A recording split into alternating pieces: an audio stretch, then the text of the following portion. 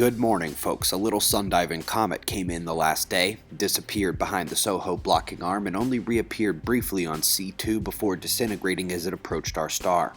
The first day of 2017, and things are relatively calm at the moment, especially given the space weather events of the last day. Let's get right to that over at spaceweathernews.com and checking out the last 24 hours on our star, which leaves us watching the large southern coronal hole. Looks like E.T. reading a book, or an iPad, whatever, he's an alien. Quite clear that there's no eruptive activity, however, but for a small filament release on the northwestern quadrant of the Earth-facing disk. Not really any concern. And indeed, the solar flaring remains quite low as there is no significant sunspot activity at the moment. Couple bright areas you see at plague regions and those with some stronger surface magnetism than the surrounding photosphere, but alas, no significant umbra. The space weather story of the last day was in the solar wind. The fast stream from the now departing equatorial extension of the northern coronal hole has swept past our planet and taken plasma speed up to near 600 kilometers per second.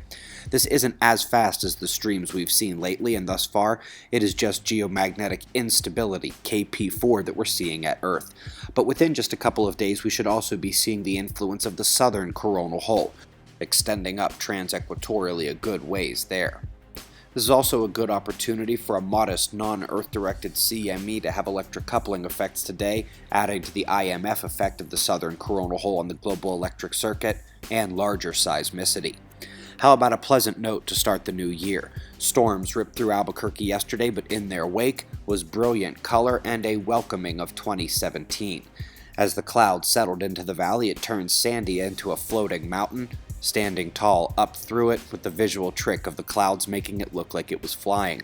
Stats on the year, folks: we had 99 episodes of Deeper Look, and all 52 weeks of our weekend podcast fly on the wall once again. Thanks for a great 2016.